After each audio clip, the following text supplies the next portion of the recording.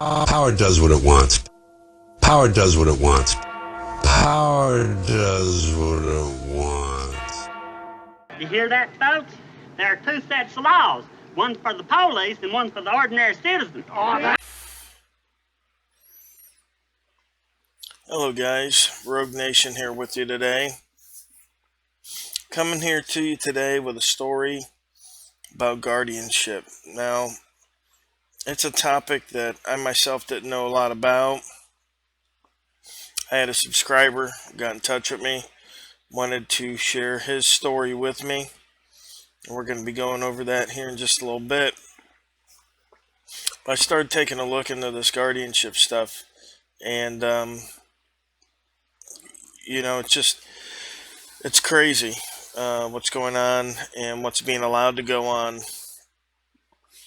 We got a story here in particular. This lady here in Pinellas County. We're going to watch a little video about it and, see what's going on here. They did a 77-page investigation into this lady, and we're going to go through all of that. Make an emergency plan with your family. So if disaster comes knocking, let's go. You'll be ready to help keep your family safe. It's just a pizza. Yes! Make a plan today.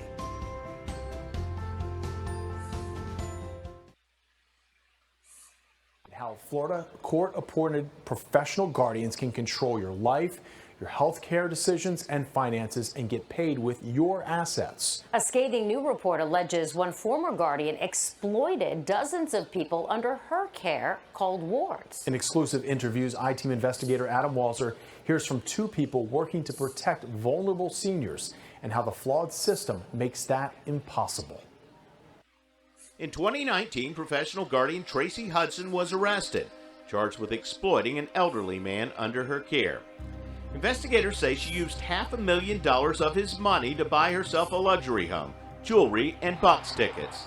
Days after her arrest, a judge ordered the Pinellas County Clerk's Office to investigate Hudson's 45 guardianship cases regarding the wards under her care and their combined assets of $14 million.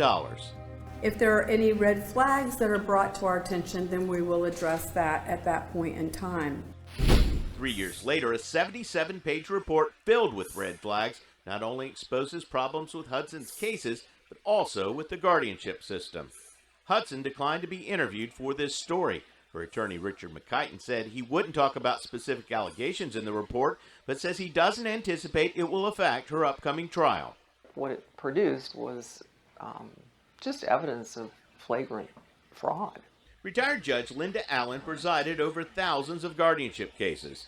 She says many guardians receive minimal training, completing only a 40-hour course. There's virtually no standards or criteria. So you could have somebody working at Wendy's one week and then they're managing a multi-million-dollar estate the next. Absolutely. There's very little direct oversight of what the guardian does.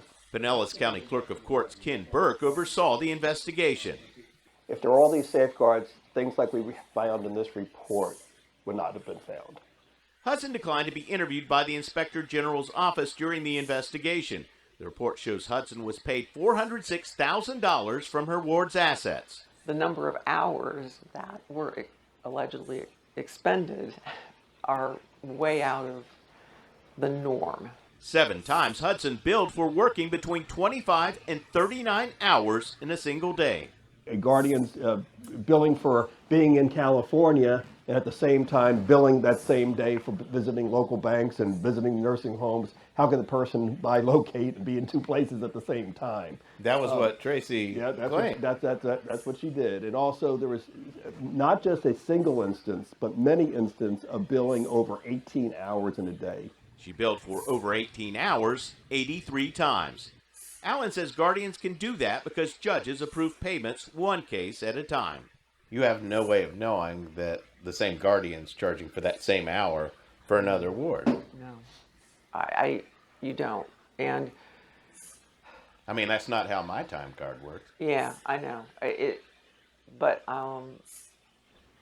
it's obviously happening. There was jewelry missing, savings bonds worth $20-some thousand missing. Another concern. So basically, what's going on is that in this particular case, this lady was double, triple, quadruple billing, putting in hours on her time card that she obviously didn't work. They had 7 days where she had claimed to work between 25 and 39 hours in a single day, okay, which is obviously impossible, right? There's only 24 hours in a day, but 7 times she billed, through her multiple wards, 45 wards. It sounds like she was taken care of. She was able to add all this up. So there's a lot of instances. There's another one here that we're going to go look at real quick before we get into our story today. And this is another one that's about guardianship here. And this is a interesting case here. This young lady, we're not going to wait for the video. This is down in West Palm Beach.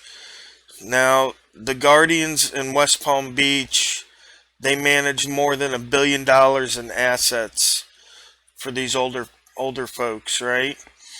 And Karen Turk of West Palm Beach, who had committed her 79-year-old mother to a nursing home, the court put a guardian in charge of her mother, and so what happened was Karen had power of attorney, and she was, there she is right there. She had issues with how the nursing home was taking care of her mother. And what she did was she had power of attorney, so she took some of her mom's Social Security money to pay for extra caregivers at this nursing home. She had said she had to have her mother committed, and she said the facility care was substandard. She said her mom was found bruised and battered, lying face down on a table. But she said the facility asked for, and a judge appointed, a guardian to manage her mother's affairs. After stepping up for complaints about her mother's care and her guardian, Turk soon found herself accused of a felony. Turk's mother gave her power of attorney in 2008, and a decade later she spent $17,000 of her mom's Social Security income to hire independent caregivers at the nursing home. But she learned the professional guardian appointed by the judge was in charge of her mom's finances. And in federal court, she found herself charged with Social Security fraud and was accused of using money on herself. With legal costs mounting, she pled guilty, expecting to get a sentence of probation. Instead, she received a 30-day sentence in a maximum security federal prison in Miami. Alright, so there's a lot of issues going on with the guardianship, right? And we're gonna get into this case now that I'm working on. You're gonna get to see these guys. We're gonna talk with them, and the first video that's gonna come up is gonna be us outside of the courthouse in Orlando a couple weeks ago, and we're gonna let you guys get the story right from the folks, and we'll talk about it more as we go along. We've got some pictures and some video as well to go with the case, so hang on to that. You guys know I'm Rogue, and we're here today at the Orange County Justice Center, Juvenile Justice Center, and we're going over a guardianship case. And an injunction case. And an injunction case. and we're just going to get some basic information. You folks won't see this until after everything is completed, so everything will come together by the end of the video for you. But right now we're just getting the basics of the situation and what we're allowed to talk about right now. Now this is Jason. This is Lori's brother, and we're just going over the basics of the case. And again, we'll get to the end result at the end of the video when this has been wrapped up and we're able to talk more freely about it. But guardianship has a lot of working parts, and there's been a lot of issues, not just with these gentlemen, but with a lot of people across the country. My emails are being flooded with cases of guardianship and power of attorney cases. So I'd like to have these gentlemen explain just a little bit, nothing that shouldn't be released or can't be released, but just the basics of the case and what you guys know so far as what's going on. Jason's a better talker than me. I'm just a country boy. He's a lot more sharper than you today, too. He's got the suit, he's looking good, he's looking sharp. Jason's looking sharp, guys. What do we got, Jason? What's this case about?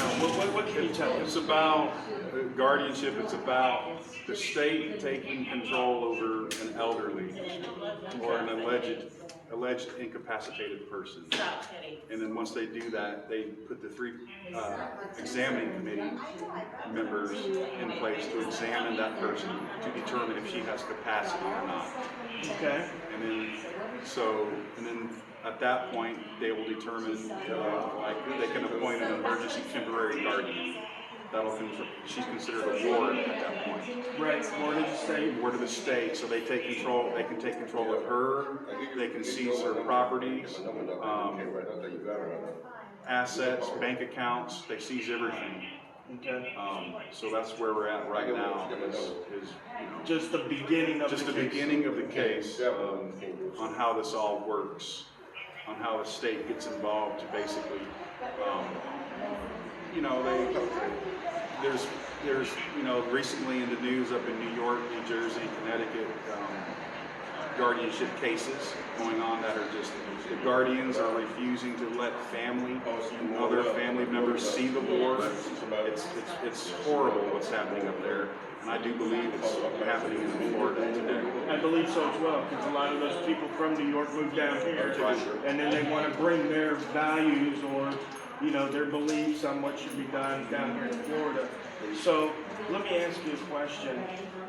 Who initiated the state to even look into this? Because from what I understand, and we saw your mother today, she looks fine, as far as being able to take care of herself. 81 years old. Right. Yeah, my mother's, God, how old is my mom? I think my mom's like 84. So, she takes care of herself. Sure. So, what started this? How did this happen? How did the state get involved in the first place? Because they just don't go around door to door knocking and being like very incapacitated.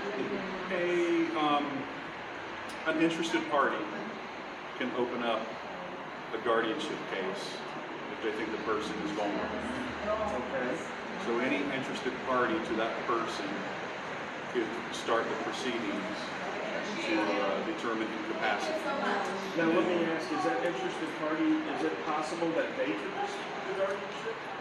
The interested party could petition the courts to take guardianship over that alleged incapacitated person. Not the ward just yet, until they make her the ward. Right. But then that petitioner could go to classes and, they have to qualify. There's certain steps to qualify. However, if the certain petitioner or whomever has a background of criminal background or whatever, they would look at that and not let that person be the guardianship over the person. So they look at everything. So it also sounds like even if the interested party petitions, it could still be the state that ends up as the guardian. And that could be detrimental to the petitioning party, right? Correct. So it's just because they petition doesn't guarantee they would be the guardianship. Okay, and if they get guardianship, does the incapacitated person then become their ward instead of the state's ward? Well, that would be, I believe it would be the discretion of the court to appoint a guardianship, whether it is an interested party or a third party guardian that does this type of work. And then the guardian would still have the same abilities as far as controlling the person and the property that if she was a ward. Correct. The guardian, it would determine her level of incapacity.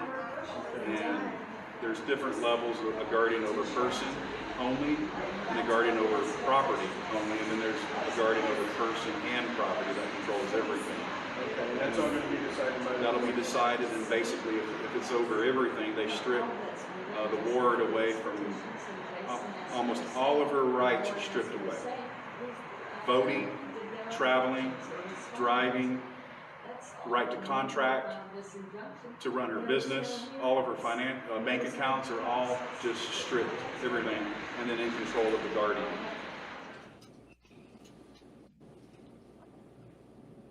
Okay, so it is recording now, so we're going to put and introduce Jason. Go ahead and give him the floor. Hello, my name is Jason,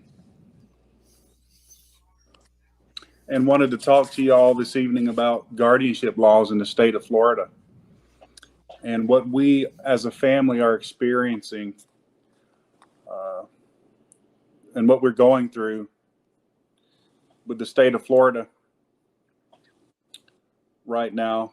And the Florida stat chapter I'm referring to is 744, guardianship. There's several parts of that chapter that I think everybody should read and be familiar with what the power the state has to do to a family. And I want to let my brother Lauren talk a little bit more about what's happening with the family.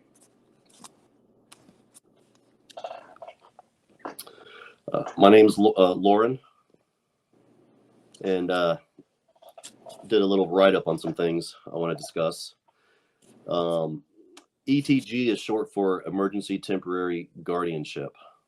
So I'll be using the letters ETG a lot. The ETG and ETG attorneys, along with our mother's attorney, are committing crimes against our mother by holding her hostage and kidnapping, in our opinion. She has let it be known on February 14th of 2023 of this year on a conference hearing we had that she doesn't want to be with the ETGs.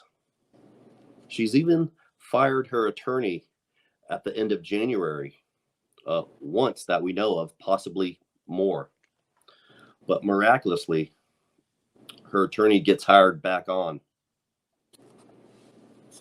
Interesting, huh?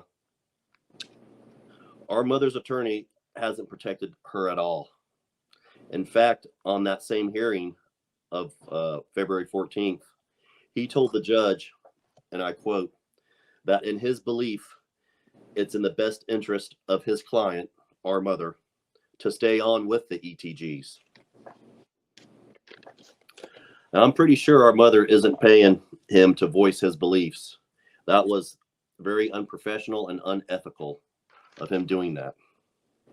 Now, with that said, it's our belief, my brothers and I, that our mother's attorney, the ETG attorneys, are all in bed together, trying to seize, steal, capture, take, rob our parents' financials, real estate, property, and even my brothers and I property for their own interest.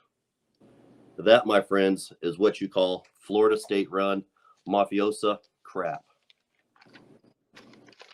It's also our strong belief that the ETG attorneys has made backdoor deals with our mother's attorney, and even deals with our own attorney. Until February 6th of this year, I called them out on it. And 2.5 hours later, they called me back telling me they are going to withdraw as our counselors. The neighbor lady of our mother is wanting to secure our mother's homestead property and our property so badly. Her and the ETG attorneys, we believe, have talked multiple times on this matter.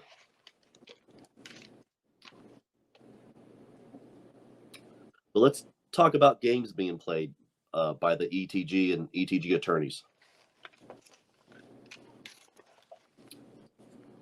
Starts off last year, December 19th, 2022. The judge made an exception of an injunction that's been placed on us by our younger brother. We can go into that a little bit more detail, Jason can. With the exception that we could visit our mother, to have a court order to visit with our mother on Christmas Day, and it was to be produced within 3 days.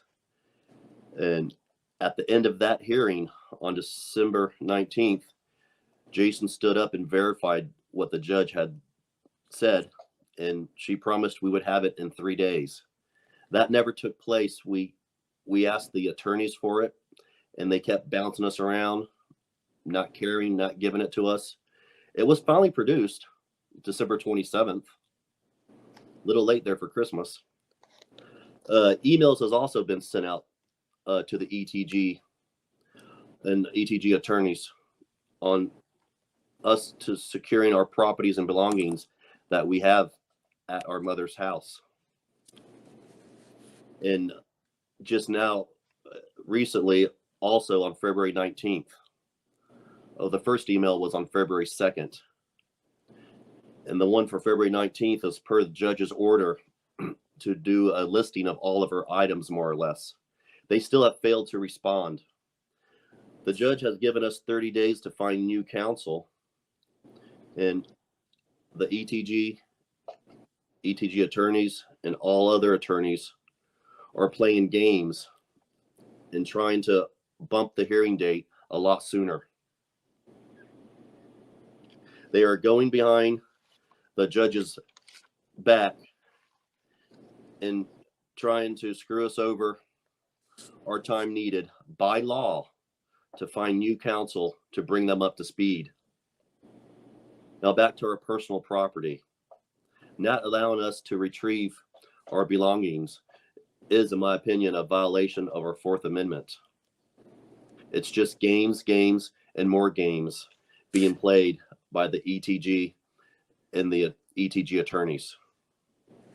In our case, our younger brother has thrown out lies and false accusations, and now the state is going after any and everything our parents own and have, both financially and real estate. They think they are entitled to our parents' hard work throughout their lives. With a strike of a pen, they can basically, our parents, be wiped out. Our mother made her end-of-life changes so this wouldn't happen, and yet, here we are today. Who has the right to take away our mother's free will? Take away what our parents have worked so hard for? The ETG and ETG attorneys know we have done nothing wrong. They have done discovery and such. There is nothing missing, nothing out of place across the board.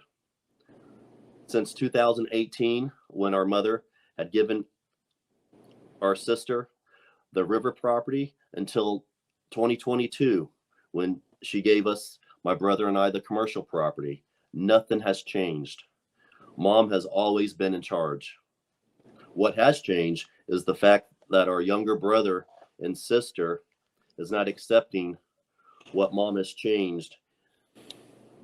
And by their actions, Mom has made those changes. Now that the ETG and the ETG attorneys are involved and see what's available to grab, they have got their claws dug so deep inside our mother. Along with a forced ETG upon our mother, we have, as I mentioned above, an injunction on us based all on lies, false accusations, and hearsay. Our voice hasn't even been heard yet on the matter. It's been since the first hearing, December 19th of 2022, until now, February 22nd, 2023. So this is one way we decided to get our voice out to open up the discussion of this, what I have coined the Florida guardianship racketeering scandal. Our mother misses us and loves us very much, as we miss her and father and love them both tremendously.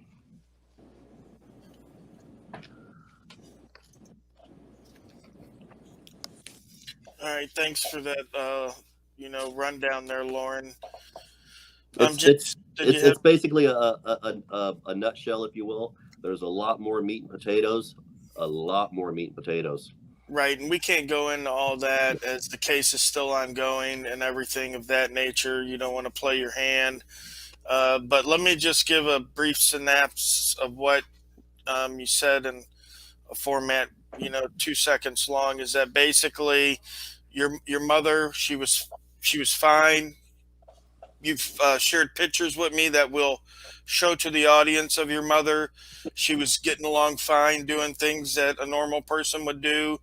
It was having no issues. And because she had made some changes in her end of life stuff, your younger brother and sister didn't care for that. So they started with allegations, which then brought the state into it. Okay. And now the state sees, oh, wait a minute. There's a lot of stuff here I can put my fingers in. So now she's going to become a ward of the state, and we're going to confiscate all of her, like you said, financials and real estate and all that other stuff to take care of her, right? Because they just care so much. So they're going to grab all that stuff to take care of her, and then maybe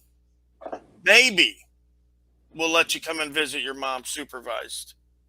That's what they're pushing for. And let's remind everybody, our mother made her end of life changes for this not to happen, but yet here we are.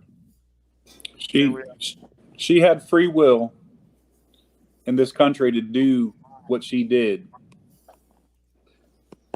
Okay. She came to this country. She's actually from Brazil. So my brother and I are half Brazilian. For that very reason, freedom. Right.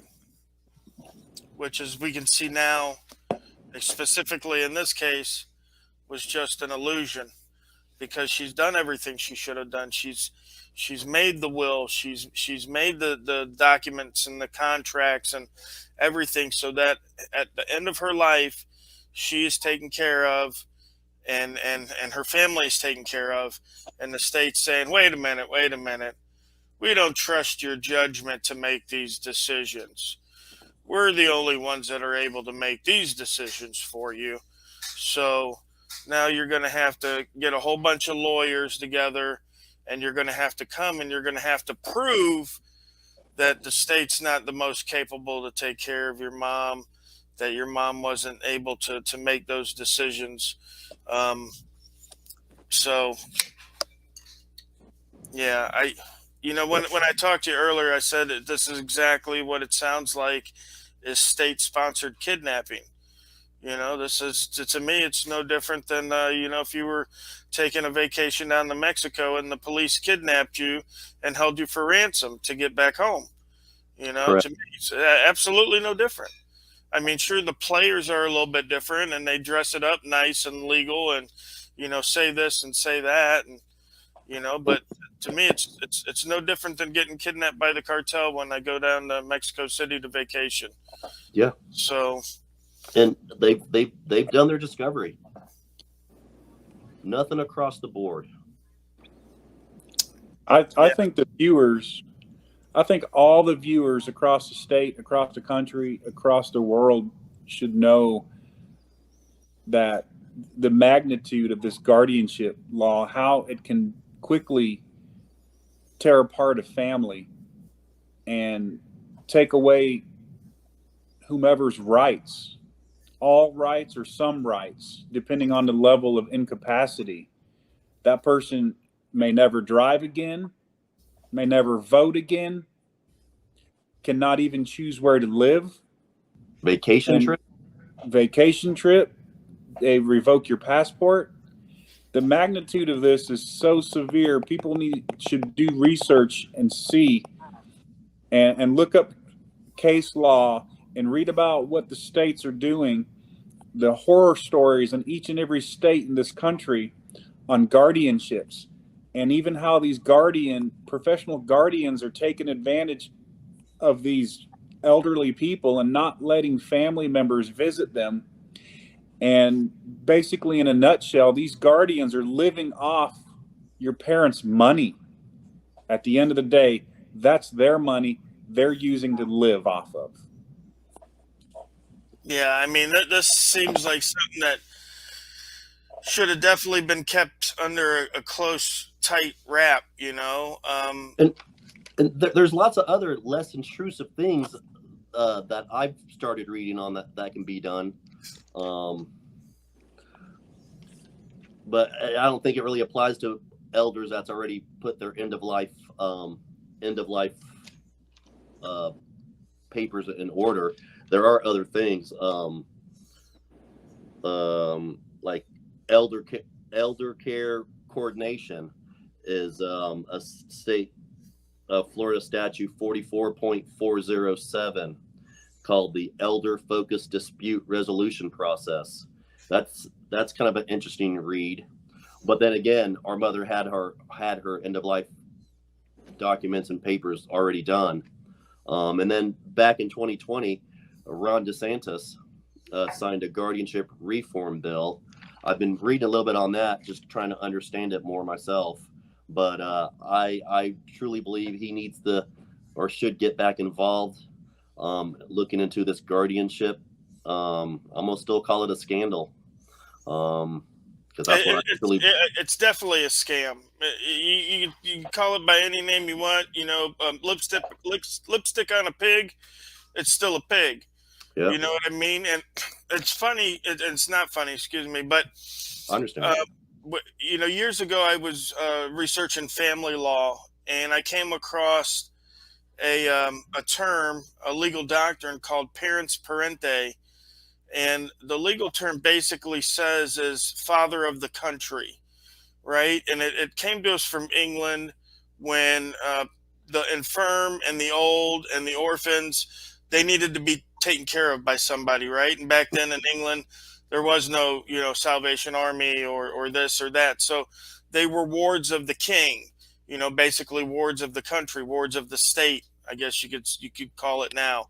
And some of the case law that had come up because of that doctrine, the parens parente, I read one case law where the judge said that it's not because people are the mother and father of the child that the child gets to go home with them after birth, but it's because the state feels that these people would be best equipped to take care of the child for the state, because the state looks at the child as its property, right? And that's why they can come in and take the child at any time, pretty much.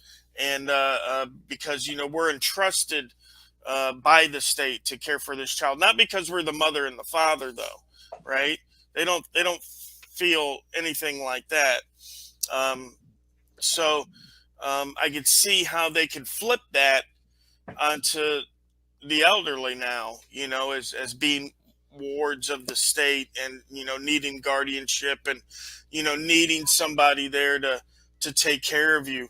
But, you know, when people are in charge of things of this nature, it can only stand to reason that there's going to be, you know, some kind of hanky-panky going on, some kind of tomfoolery. Sure. I mean, it's just too easy. It's just too easy, you know. Sure, there's no accountability, no transparency, Right. and even within your own family, when you have siblings, and if one of them is the only person who, let's just, for example, you know, one of your parents is in charge of one of their parents, and they won't show, you know, transparency, and who knows, the same thing. They could start taking money, and unbeknownst to all the other siblings. And then once it's figured out and found out about, there's hundreds of thousands of dollars missing. Right. And then you would hope in certain situations that those kinds of people would be prosecuted and stuff. But I don't know. I don't hear a lot of cases of that going on. But yeah, again, it's not something I focused on. You know, when we focus on something, we tend to see a lot more of that particular behavior, right? They say it with the car, like, right? So when you go to buy a car, if you buy, let's say you buy a Nissan Pathfinder, all of a sudden you see Nissan Pathfinders all over the street, right? You don't remember ever seeing as many Pathfinders before, but holy shit, it happens all the time, right? Right. So, and it's the same way with anything. If you're not looking at something, you don't see sometimes, and it's right before your eyes. But once you start looking at something, you're like, holy shit, this has been here all along. You know, it's all over the place. I can't believe it. And that's what it sounds like to me with the guardianship issue that you gentlemen are bringing up. Not just in your case, but I had a lady that, you know, has her mom at a nursing home. Another lady who said her mom has been taken by her sister and her brother-in-law. She hasn't seen her mother in over a year. So, I mean, it's just, it's heartbreaking, you know, regardless of if siblings fight and if siblings don't get along or whatever. I mean, everybody deserves a right to see their mother and their father. You know what I mean? Like, that should be a given. There shouldn't be any way around that. I mean, you know what I mean? Unless you're like Charles Manson, right? And then you could even see mom and dad through the plexiglass and talk to them on the phone. You know what I mean? Like, even those guys deserve to see their mother and father. Yeah, because everyone has a parent, everyone has a mother, and everyone has a father. No matter how good or bad they are, you're right. Yeah. And our parents are getting the worst end of the deal. Like you said, siblings fight, but now our parents have to suffer. And we've tried to bring our younger brother, and we've tried to come back together as a family. And our younger brother is just, he doesn't seem to want to have nothing to do with it. And there's even a video that we sent you. We want to show you an instance in the hospital when he wouldn't let myself or Jason kiss her dad goodbye. Our mother was talking, and it upset him with something our mother had said to him about asking him to show her the baby love he used to show her. And she said that he didn't do that anymore. So it triggered him, and he made us all leave. And before we went to leave, I wanted to kiss Dad goodbye because our father is doing very bad right now. And he blocked us, and you'll see in the video. It's just sad when it comes to that level. Now, do sad. Do you want me to play that video? Yeah. Okay, so I'll play that video and incorporate it into the video.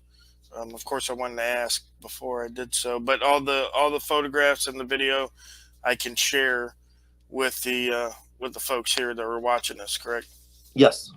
Okay, great. I just wanted to double check. Tell you how much she loves you, and you know, she's stand down, dude. live with your own conviction, integrity. Yeah. Stand down. Oh yeah, I knew it. You're so lost. No. Not right here.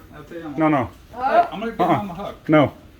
I'm gonna give my mom a hug. I'll tell you mom. No need no. Thank Right you. now. Let's go. Okay. We were doing good until you had to start something, eh?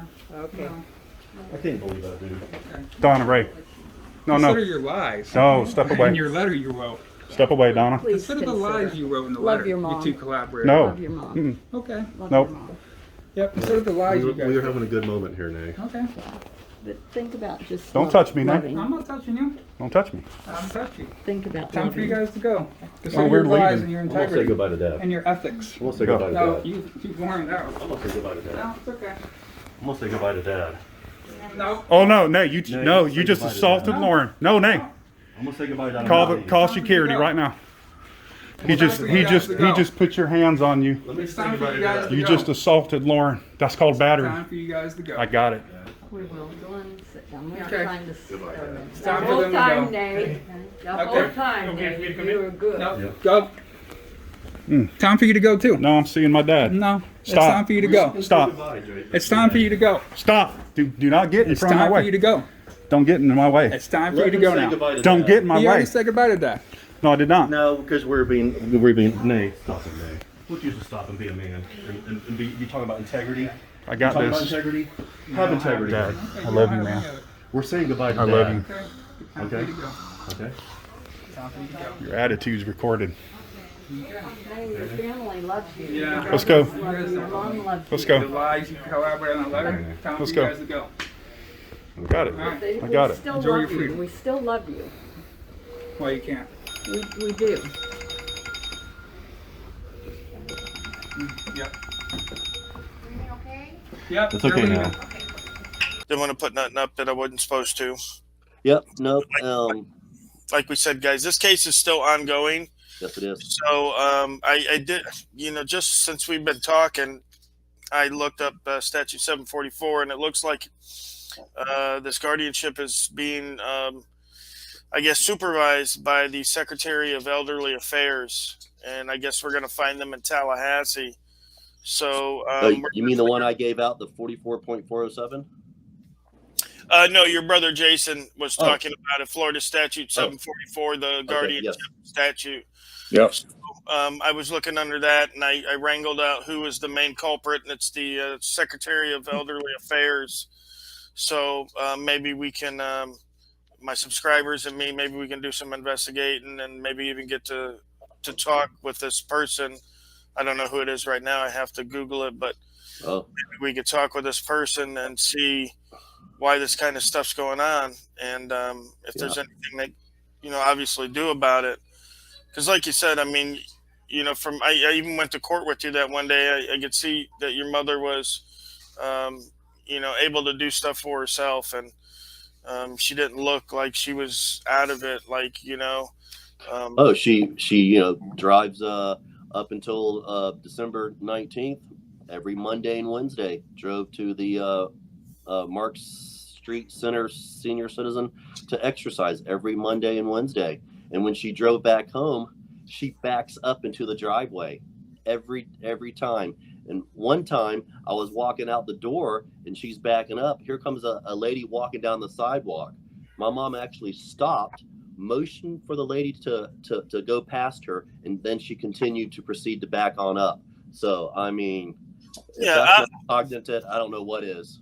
Yeah, it's got to be frustrating. I know it's got to be frustrating for your mom to know that you can do these things, and they're just saying that you can't and that you're not allowed. And that's what upset my mom a lot too.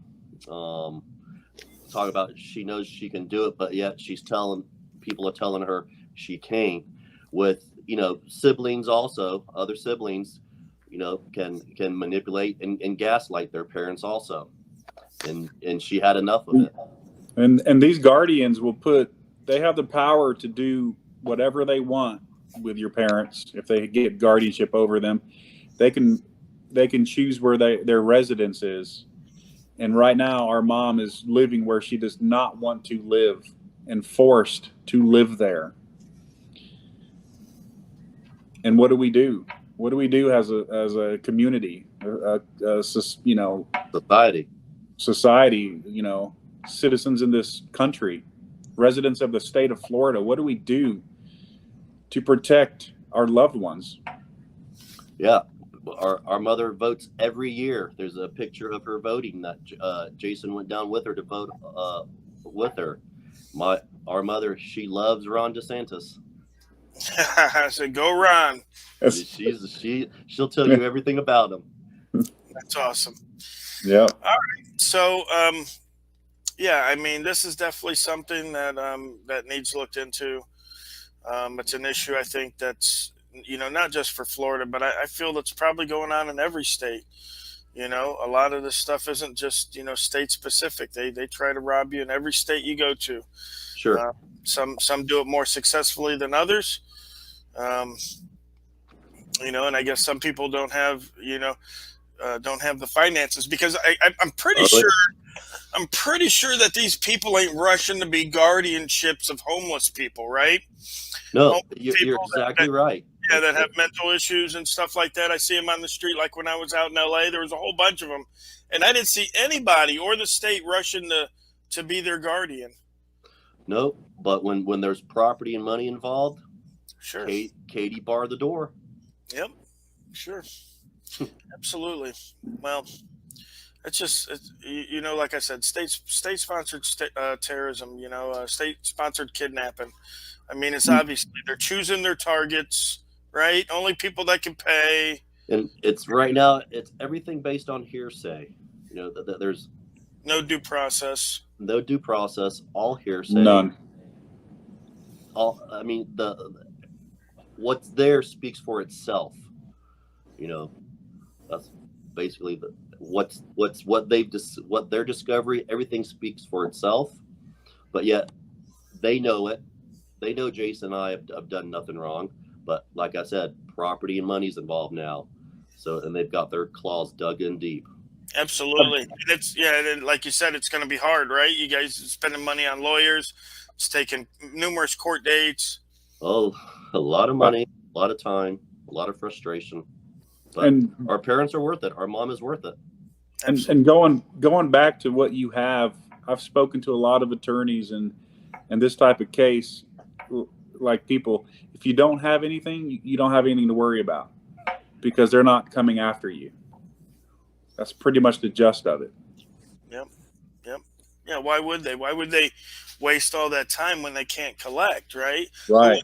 Who wants to be a guardian of somebody that has nothing? Right. Because you're going to end up taking care of them. Right. Furthermore, the emergency temporary guardians, they're getting a paycheck off of your mom, her bank account. Our mom, or whoever the elder or whoever's parents, whoever's the ward of the state, and then that guardian has an attorney that's also taking money from the ward. So now you have a guardian that's getting paid, a guardian's attorney that's getting paid, and our mother's attorney that's getting paid. So, and our belief has done nothing to help her. Now let me ask this: who makes the payments out? Like, how much are these people getting paid, and are they guardians of multiple people? I mean, can these guys be making a 6 figures, 7 figures a year, just being different people's guardians, and just making decisions, sitting on their rear end at home making decisions? And the guardians can hire a caretaker, or actually, caregiver. And that caregiver will get paid. So now you have 3 people getting paid plus our mother's attorney getting paid, and it's the decisions made by the guardian. The guardian will have control over all the bank accounts and all property. Yeah, and the judge make all decisions. The judge will what do you call it, Jason? Freeze or seize the bank accounts, and then they'll open them up as necessary to make payments out. For the guardian so now our mother is paying for 2 attorneys, a guardian, a caregiver, and so like I said in my statement, at the end of January she fired her attorney, but miraculously he got rehired. So there's, like you said, I think the term you used, hanky panky, something's going on there, and I got one word for that. Who's exploiting who now? She's being exploited by her own attorney, possibly. Yeah, I mean, getting kickbacks. The same thing with the judge. Who's to say that they're not getting kickbacks? I mean, that's how this stuff works. I mean, everybody knows it. That's why when I called our own attorneys out, when we got out of court that day, we met you. We were in the lobby there, and they were all huddled together, talking. Oh yeah, yeah. They're And going to go have lunch next thing together. you know, they're wanting to force something down mine and Jason's throat. Yeah. And that's basically what I asked them. Our attorneys, why are you forcing this down our throat? And then 2.5 hours later, they're withdrawing because, yeah, we've seen through that. We see through it. Absolutely. And go ahead. No, I was just gonna say, and it's our belief that our attorneys didn't even come that day to even fight for us, because when Jason asked to let us see what they had prepared in our defense, they couldn't even show it to us. So I think the huddling they did that day was just to confirm probably what they've already spoke about amongst themselves on the telephone, and they didn't even have anything there to use for our defense. On top of it was cut off short because our younger brother had a honeymoon cruise to go to. It's ridiculous. So many twists and turns and meat and potatoes in this thing. But yet our mother is suffering, our father is suffering because their sons, me and Jason, loving sons, cannot see them or cannot see our mother, but she's with our father, so technically we can't see our father now because we at the present time with this injunction, we have to stay away from our mother. I pray every day the truth will prevail, because you can't change the facts of history, and numbers don't lie, and that's going to all come to a head when we get our voices heard in court. At least we hope all that can come out, and we hope people will see, because in our eyes everything falls right into place. Absolutely. All right, guys, you've seen the story. We're just going to roll through some pictures real quick of this young lady. She's in her early 90s, and like her sons were saying, she was spry, getting around, doing the things that she needed to do, and in no way should she have been, or should she be declared incapacitated. She was driving her car. All these pictures are from November and December, so just literally 3 months ago. So there's her next to a Christmas tree there.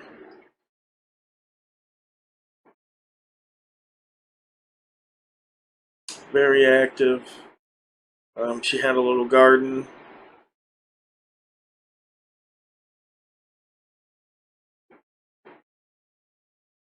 Out and about. So